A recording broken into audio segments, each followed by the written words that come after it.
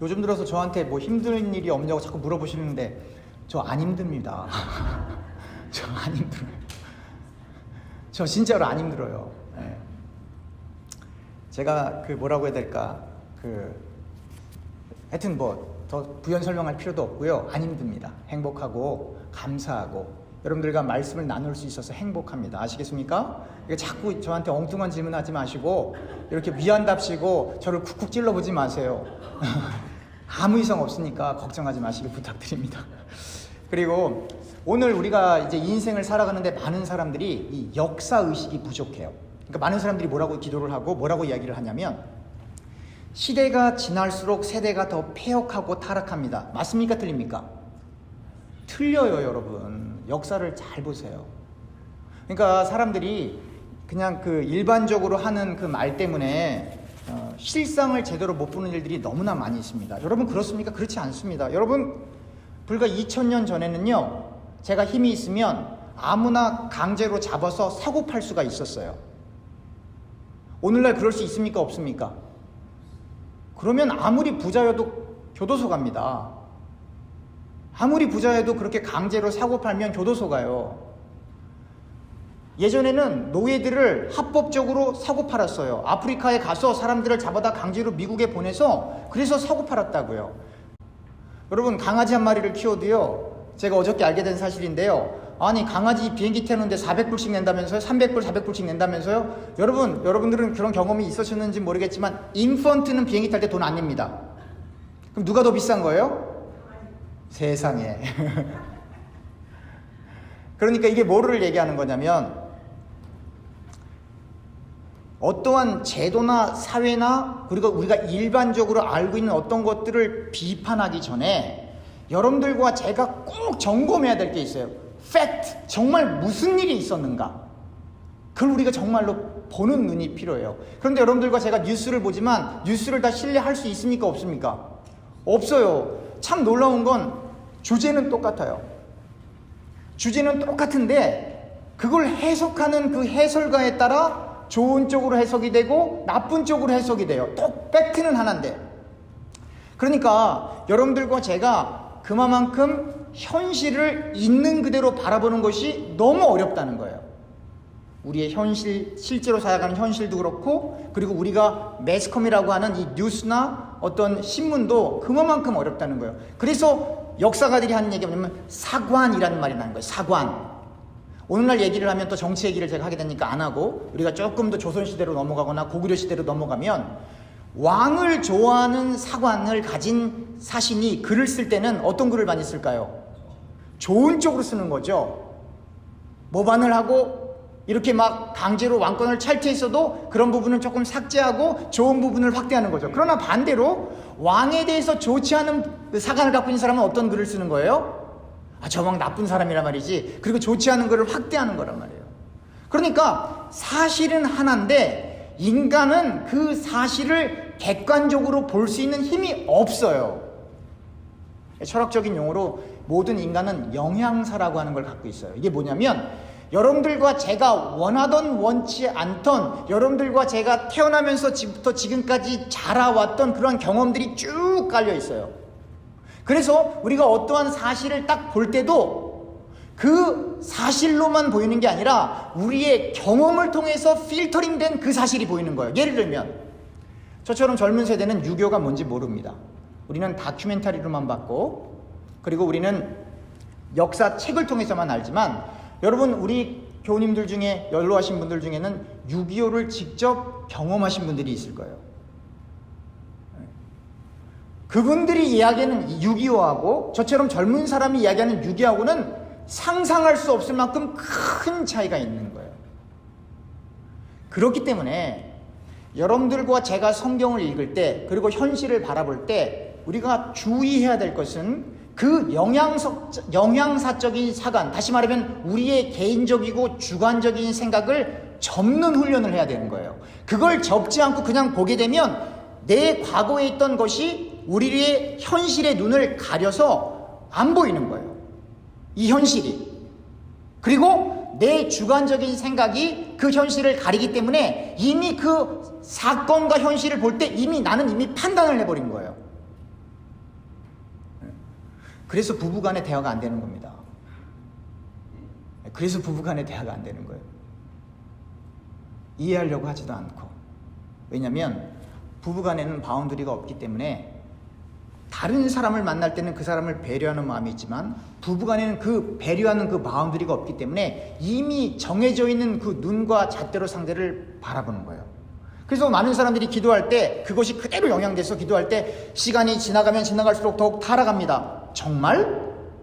아니거든요. 시간이 지나가면 지나갈수록 여성의 인권도 회복이 되고요, 노예제도가 철폐되고요, 인신매매는 불법이니까 하면 안 된다고 얘기하고요,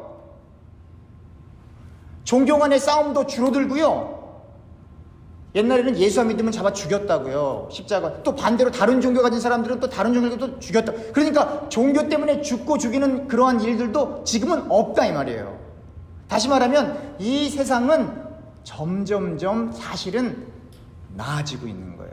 여러분들 지금 이렇게 여자들 남자들 섞어서 앉아있지만 여러분 대한민국에 처음 복음이 들어왔을 때 남자는 오른쪽 여자는 왼쪽 그랬다고요.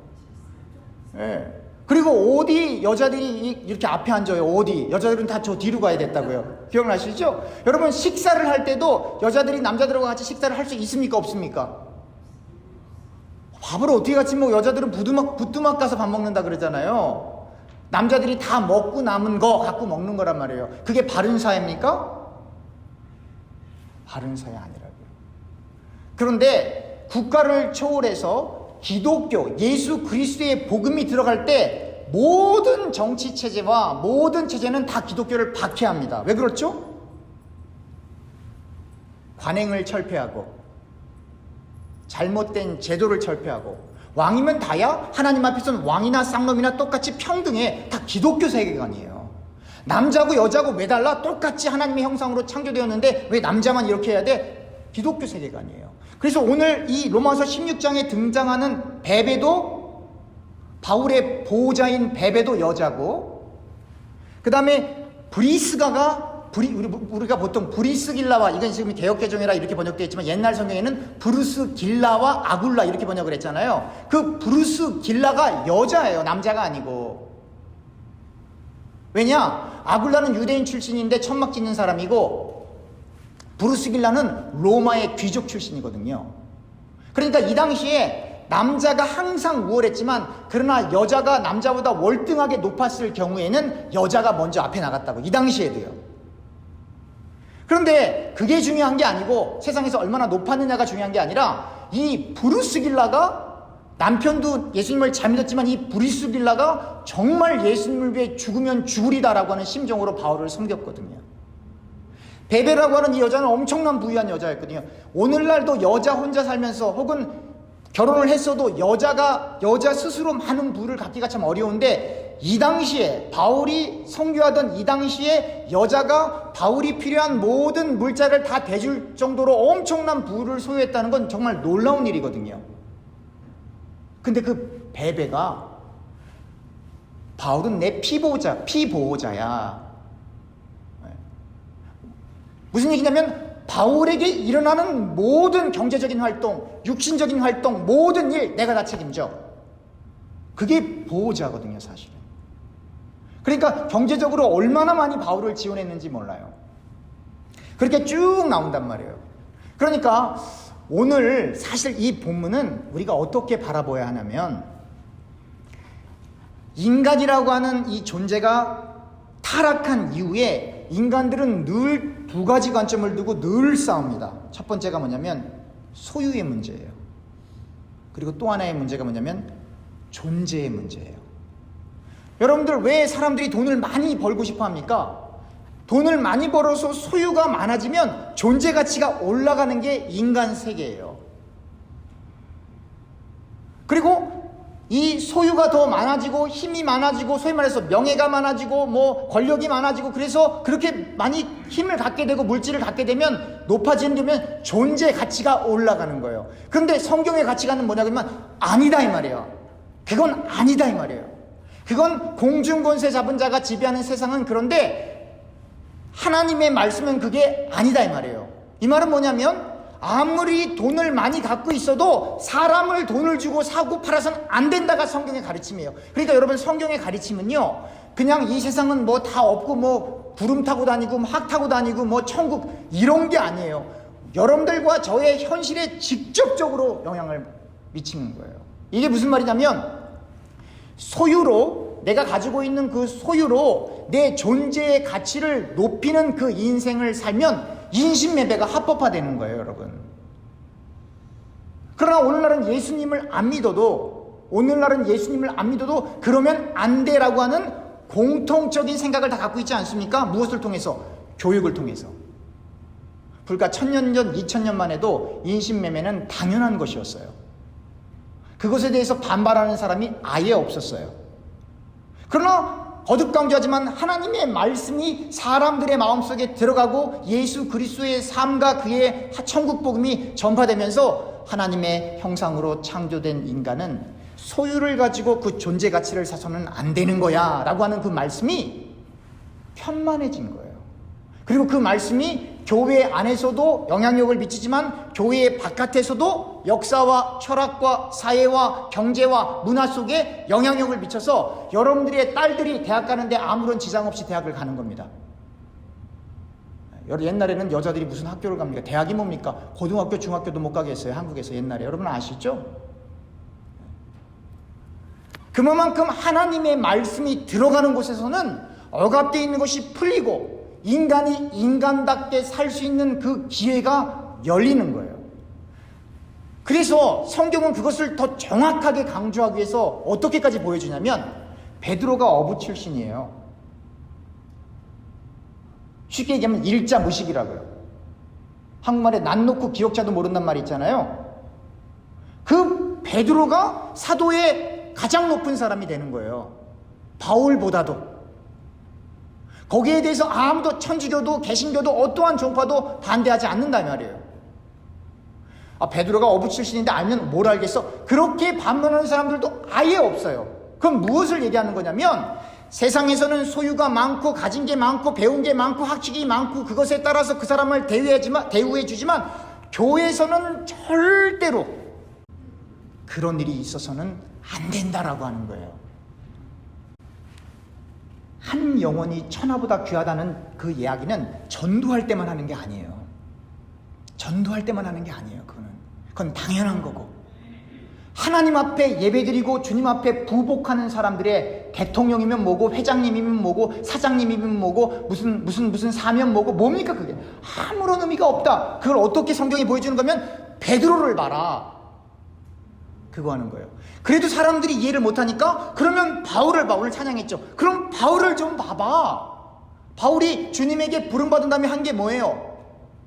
그가 배운 학식 전부 다 뭘로 여겼다 그랬어요? 배설물로 여기고, 그가 누리던 힘 전부 뒤로 하고, 도망다니고 매맞고 창에 찔리고 채찍에 맞고 무리에 표류하고 감옥에 투옥되고, 그러면서도 바울이 뭐라 그래요? 웃으면서 하하하 난 행복합니다. 모든 사람이 나를 닮았으면 좋겠습니다. 이렇게 잡히는 거 빼놓고는, 이렇게 매맞는 거 빼놓고는, 이렇게 창에 찔리는 거 빼놓고는 모든 사람이 저를 닮았으면 좋겠습니다. 이게 기독교 신앙입니다. 기독교가 없었으면 지금은 이 세상도 완전 케이아스가 되는 거예요. 기독교가 없었으면 민주주의도 없는 거고, 기독교가 없었으면 자유가 없는 거예요, 여러분. 그래서 공산주의 국가에서는 절대로 기독교를 안 받아들이는 거예요. 중앙집권 왕정 체제에서는 절대로 기독교를 받아들일 수가 없는 거예요. 왜냐면 그거를 받아들이면 그 체제가 깨져버리니까. 그러니까 복음은 우리의 영혼을 구원하는 것도 되지만 우리의 삶 속에 자유를 누리는 진리의 복음인 거예요. 그 진리의 복음을 갖고 있는 우리는, 따라합시다, 무서워할 것이 없습니다. 왜냐면 그 진리의 복음을 주신 분이 하나님이시니까 우리가 그 복음을 전하고 나누고, 그리고 그 복음에 합당한 인생을 사는 것이, 우리가 아까 가스펠송 불렀던 예수님처럼 바울처럼 그렇게 살 수는 없을까, 그렇게 고백을 하게 되는 거죠. 1세기 그리고 2세기경에는 많은 사람들이 영적으로 너무 교만했습니다. 어느 정도 교만했냐면 예수님이 40일 금식기도 하셨으니까 나도 40일 금식기도 해야지. 그래서 금식기도를 한 거예요. 그러니까 주님 앞에서 겸손히 하나님 앞에 무릎 꿇어서 금식기도를 한 게 아니고 나 40일 금식기도 했어. 그거 하려고 금식기도를 하다 죽는 사람들이 많이 생겨났어요. 그럼 오늘날에는 우리 오늘날은 그런 일이 우리에게 있나요, 없나요? 우리는 이제 이성이 많이 발달해서 40일 동안 안 먹으면 죽는다는 걸 너무나 잘 알아요. 그런데 여러분 그거 아십니까? 은혜 받은 사람들이, 소위 말해서 성령 체험한 사람들이, 이제 우리 교회는 매일 새벽 기도를 안 하지만 한국은 매일 새벽 기도를 하잖아요. 또 철야 예배도 하잖아요.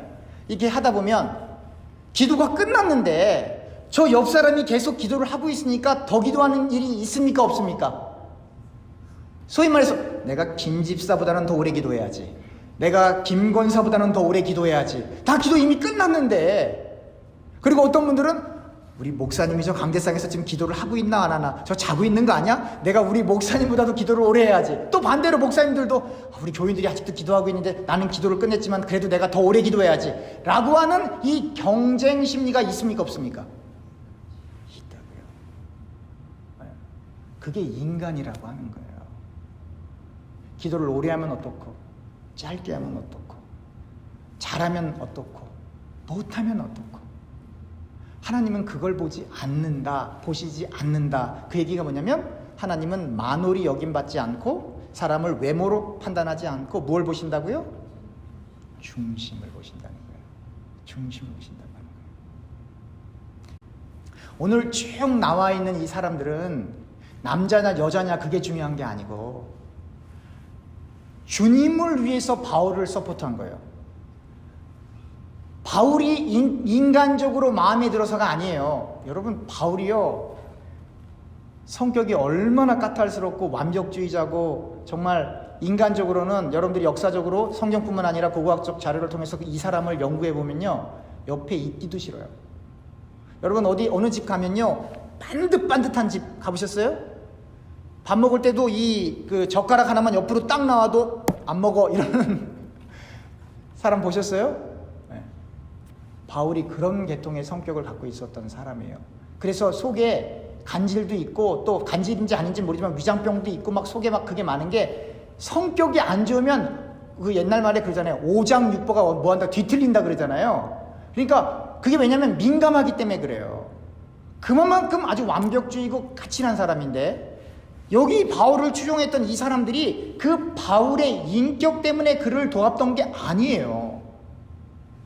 바울이 만난 그 예수님, 그리고 바울이 전한 그 예수님, 그리고 그 예수님을 이 동역자들이 만났기 때문에 바울을 위해 목숨까지 내어놓고 가진 모든 소유를 가지고 바울을 서포트하는 거예요. 그러니까 여러분들과 제가 이 자리에 함께 예배를 드립니다. 왜 예배를 드립니까? 옆에 있는 사람들이 좋아서 예배드립니까? 그러면 여러분 교회 잘못 오신 거예요. 사람 때문에 오신 거면 잘못 오신 거예요. 여러분들과 제가 이 자리에 이렇게 있는 이유는 그 바울이 전한 그 예수님을 우리가 동일하게 믿고 있기 때문에, 그 예수님 말이 길이요 진리요 생명이기 때문에 이 자리에 함께 있는 겁니다. 그리고 그 예수님을 믿어야만 구원을 받을 수 있기 때문에. 그래서 내가 설령 싫은 사람이 있어도 찾아가서 예수님 믿어야 합니다 라고 이야기를 하는 거예요. 그리고 그 말을 하기까지 내 삶을 정화하고 바꾸고, 인격을 바꾸고, 성격을 바꾸고, 표현을 바꾸고, 이 태도를 바꾸고 그들에게 나아가는 거예요. 그 사람들이 좋아서가 아니라 하나님의 말씀에 순종하기 위해서. 그래서 제가 지난주 설교했잖아요. 하나님이 사랑해요 하는 그 말과 하나님 말씀 순종합니다 라는 그 말은 별개라고요. 완전 별개라고요. 소유의 많고 적음은 더 이상 우리의 관심사가 되어서는 안 돼요. 물론 세상을 사는 동안에는 관심사가 될 수밖에 없죠. 그러나 우리의 존재 자체를 바꿔주신 그 하나님을 생각할 때 바울이 이야기한 것처럼 모든 것이 합력하여 선을 이루고, 그리스도 안에 못하는 일이 있다고요, 없다고요? Nothing is impossible in Christ. 그리스도 안에서는 못할 일이 없어요. 그럼 우리는 못하는 일이 너무 많아요. 왜요? 그리스도 밖에 있으니까. 그래서 오늘 쭉 내오는 얘기가 그리스도 안에서, 주 안에서, 그리스도 안에서, 주 안에서 계속 나오는 게 뭐냐면 그리스도 안에서 봉사한 누구, 그리스도 안에서 섬긴 누구, 그리스도 안에서 일한 누구, 그리스도 주 안에. 그러니까 불가능한 건 뭐냐면 그리스도 밖에 있으니까 늘 불가능한 거예요. 그리고 그리스도 안에 있는 사람은 오늘 가스펠송 한 것처럼 자기의 유익을 굳지 않습니다. 기도하겠습니다.